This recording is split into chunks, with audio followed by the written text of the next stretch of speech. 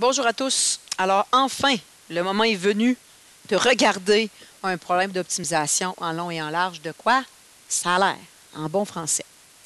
Dernier élément dont je dois te parler avant vraiment qu'on fasse un problème d'optimisation du début à la fin, c'est que dans un problème d'optimisation, on va vouloir optimiser quelque chose. C'est-à-dire maximiser ou minimiser quelque chose. OK? Souvent, ça va être de l'argent qu'on va vouloir maximiser ou minimiser, parce que dans les faits, on va souvent être en contexte, par exemple, d'une entreprise. Donc, l'entreprise, par exemple, voudrait maximiser ses revenus. Il veut faire le plus d'argent possible. Ou il voudrait peut-être minimiser ses dépenses, en avoir le moins possible, tout en respectant certaines contraintes qu'il a au niveau de son entreprise. Donc, dans chaque problème d'optimisation, on va avoir à maximiser ou minimiser quelque chose. Et on va devoir mathématiquement traduire ça d'une certaine manière. C'est ce qu'on va appeler la fonction à optimiser. Donc, on va exprimer mathématiquement ce qu'on doit maximiser ou minimiser dans le contexte. OK? Et dans les faits, petit aparté, pour aller trouver la solution finale du problème d'optimisation, très, très, très souvent, ça va être l'un des sommets du polygone de contrainte qui va nous permettre de maximiser ou minimiser notre affaire. Ce n'est pas pour rien que dans la dernière capsule, je t'ai montré comment trouver les coordonnées des sommets d'un polygone de contrainte. C'est que dans la majorité des cas, c'est un des sommets qui va nous permettre de maximiser ou minimiser notre contexte. OK? Alors, des problèmes d'optimisation, tu en as plusieurs à partir de la page 48. Éventuellement, tu pourras les faire du début à la fin. Mais ce qui m'intéresse ici aujourd'hui, c'est de te montrer comment sortir ce qu'on appelle la fonction optimiser. OK? Et cette fonction-là, je le répète, c'est ce qu'on veut maximiser ou minimiser. Donc, ce qu'on va avoir à faire ici, je viens de remarquer une petite coquille, vous pouvez vous rajouter un petit S ici à variable. Ce qu'on va faire, c'est qu'on va aller lire deux problèmes d'optimisation ensemble à partir de la page 48 et on va sortir deux choses. On va sortir les variables, donc ce dont je parle, ce qui est assez important, et on va tenter de déterminer la fonction à optimiser ensemble. Alors, allons voir dans la série de problèmes d'optimisation, la page 48, allons voir le 2C, voir quelles seraient les variables de ce problème d'optimisation-là et quelle pourrait être ce qu'on appelle la fonction à optimiser. Okay? Donc, à partir de la page 48, je t'invite à te rendre là avec moi. Tu as différents problèmes d'optimisation. Donc, pas ici. On va descendre encore un petit peu. Donc, voilà. Ici, on est à la page 48 et suivante. Donc, on va aller chercher le problème 2C qui est ici, en bas de la page, à la page 54 en fait. On va prendre le temps de le lire ensemble et on va déterminer les variables, donc de quoi je parle, qu'est-ce que je ne connais pas, et quelle pourrait être ce qu'on appelle la fonction optimisée. Donc, qu'est-ce que je veux maximiser ou minimiser et comment mathématiquement je vais traduire ça. Alors, un problème d'optimisation, on va toujours avoir beaucoup de choses dedans. On va avoir le contexte qui va nous être expliqué, on va avoir des variables, donc on va nous parler de deux éléments, et on va nous énumérer des contraintes que l'entreprise a bien souvent, qui vont être traduites par des inéquations, et on va nous parler de si on veut maximiser et minimiser, et qu'est-ce qu'on veut maximiser ou minimiser. Donc, on va avoir passablement de texte. De là l'importance d'avoir un bon marqueur en ta possession pour aller souligner les éléments importants et de faire au minimum 2 lectures. Parce qu'après une lecture, tout ce que tu sais, c'est « Ah ouais, ça parle de ça, je crois bien », mais c'est tout. À la deuxième lecture, c'est là qu'on sort le marqueur puis qu'on souligne les éléments importants. Alors, allons-y. On va le lire ensemble. On veut faire des confitures de fraises et de rhubarbe. Il faut au moins 2 fois plus de fraises que de rhubarbe. On sait que les fraises triplent leur masse une fois transformées en confiture et que la rhubarbe ne fait que doubler sa masse. On désire au moins 80 kg de confiture. Cependant, on dispose d'au plus 25 kg de fraises et d'au plus 20 kg de rhubarbe. Si les fraises se vendent 4 $ le kilo et la rhubarbe 1 $ le kilo, quel est le coût minimal à prévoir pour l'achat de ces deux denrées? Là, hein, tu as peut-être déjà mal à la tête, là. C'est pour ça qu'on fait deux lectures. C'est que là, il y a beaucoup de chiffres, beaucoup d'éléments. OK? Bon, de quoi ça parle? On peut juste se questionner avant de refaire une deuxième lecture. De quoi ça parle? Bien là, il y a clairement deux affaires dans nos confitures, fraises et rhubarbe. Hein? Donc, ça sent nos deux variables à plein nez. Maintenant, quelles sont mes deux variables? Bien, il faut être précis. Donc, qu'est-ce que je ne connais pas exactement sur les fraises et les rhubarbes? Je connais leur coût, 4 $ le kilo pour les fraises, 1 $ le kilo pour la rhubarbe. Donc, ce n'est pas mes variables, ça, parce que je le connais. On se rappelle que les variables, c'est ce qu'on ne connaît pas. OK? Tu auras peut-être un Q, en bon français, à la fin du problème, parce que des fois, dans la question, c'est sous-entendu qu'est-ce que je ne connais pas. Parce que si je ne le connais pas, je vais te demander de le trouver. Si je te demande de le trouver, bien, ça va être tes deux variables. Mais ici, la question que le coût minimal à prévoir pour l'achat de ces deux denrées, ça ne nous clarifie pas nécessairement qu'est-ce que je ne connais pas sur les fraises et les rhubarbes.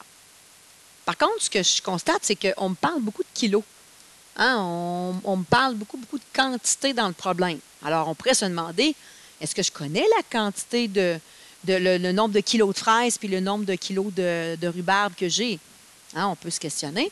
Et si tu relis le texte, tu vas constater que je ne sais pas combien de kilos de fraises on a et combien de kilos de rhubarbe on a précisément. OK? Donc, ça va être mes deux variables. C'est ce que je ne connais pas. OK? Je te suggère au niveau des variables, encore une fois, de suivre l'ordre du texte. Donc, ici, on va aller écrire le nombre de kilogrammes de fraises, parce qu'on me parle de fraises en premier, et le nombre de kilogrammes de rhubarbe. Ici, là, je t'écris ce qu'on doit faire dans la question de l'autre page d'avant. On reviendra tantôt l'écrire. Okay? Si tu as à faire éventuellement ce problème-là en long et en large, bien, tu auras au moins cette étape-là de fait. Donc, les variables, c'est ce qu'on ne connaît pas. Maintenant, pour ce qui est de la fonction optimisée, c'est ce qu'on doit trouver ici aujourd'hui. La fonction optimisée, donc, je te le répète, dans le contexte, tu vas toujours avoir à minimiser ou maximiser quelque chose. Ici, on te demande le coût minimal à prévoir pour l'achat de ces deux denrées. Bien évidemment, je ne veux pas que ça coûte trop cher. Donc, je veux minimiser les coûts. OK? La fonction optimisée va se noter Z. On l'appelle de même. Et là, ce que je dois faire, c'est aller mettre une expression qui représente les coûts, parce que je te demande de minimiser les coûts. Alors, je veux une expression qui représente les coûts, en parlant de fraises et rhubarbe, qui va me permettre éventuellement d'aller m'en servir pour déterminer combien de kilos de fraises et combien de kilos de rhubarbe je dois acheter pour minimiser mes coûts. Alors, la fonction optimisée s'appelle toujours Z égale, et je le répète, à droite, je dois trouver une expression qui représente le coût des fraises et des rhubarbes. Dans ta fonction optimisée Z, on va toujours l'appeler comme ça, il va toujours avoir tes deux variables dedans. OK? Parce qu'après ça, on va s'en servir pour déterminer notre solution finale. Alors, qu'est-ce que je vais faire ici pour aller trouver une expression avec de l'argent, parce que c'est ce que je veux minimiser, avec mon X et mon Y? Bien, je reviens à ce que je t'ai dit précédemment là, dans la traduction d'une équation. C'est souvent la quantité fois le coût ou la quantité fois l'argent. Alors ici, on me dit que les fraises coûtent 4 $ le kilo. Donc, je vais écrire 4 fois la quantité de kilos de fraises. Et on te dit que la rhubarbe, c'est 1 $ le kilo. Donc, la rhubarbe, c'est 1 $ fois la quantité de rhubarbe. Ces deux éléments-là ensemble, ça te donne une expression qui représente de l'argent. Et c'est ce qu'on va vouloir minimiser. 4 $ fois la quantité de fraises, plus 1 $ fois la quantité de rhubarbe. Tout ça ensemble, je vais vouloir minimiser ça dans mon problème. tout en respectant les contraintes qu'on va m'avoir données. On va aller s'écrire ça dans la page précédente, la page en fait où on avait les questions tantôt. On va y revenir. Pendant que j'y reviens, tu fais de même. Donc ici, on était en 2C.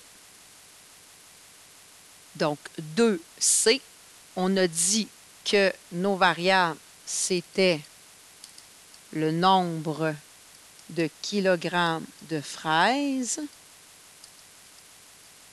et le nombre de kilogrammes de rhubarbe.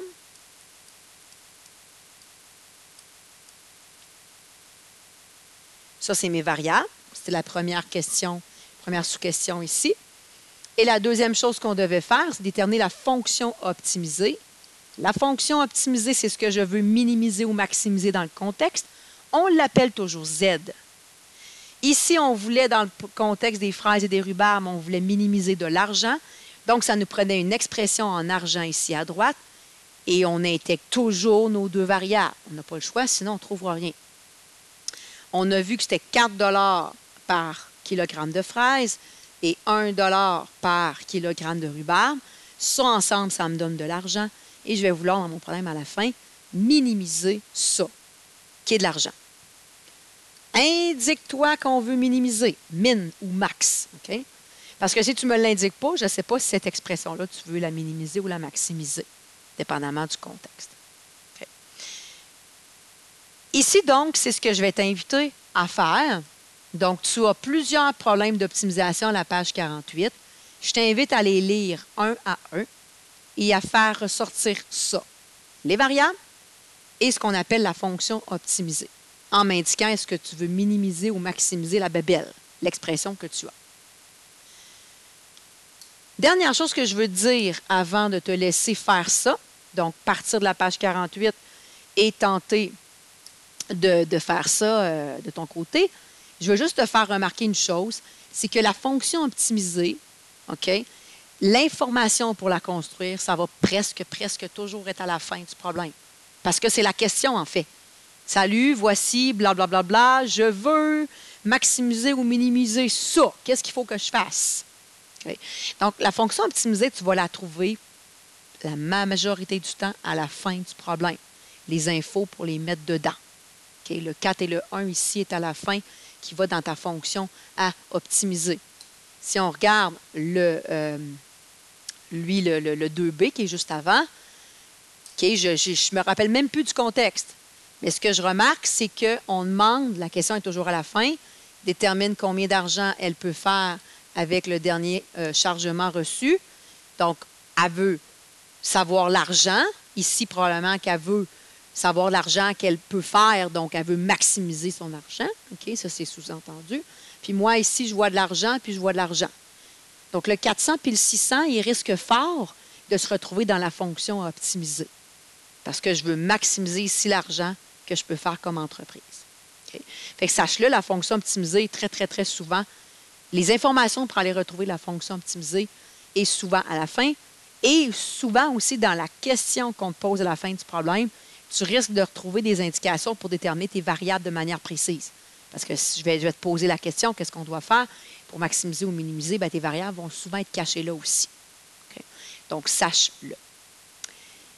Donc, je le répète, ton mandat, je t'invite à aller reprendre donc les problèmes d'optimisation à la page 48, à les lire un à un et à déterminer les variables des problèmes et la fonction à optimiser qu'on appelle Z, tout en m'indiquant si on veut maximiser ou minimiser la chose.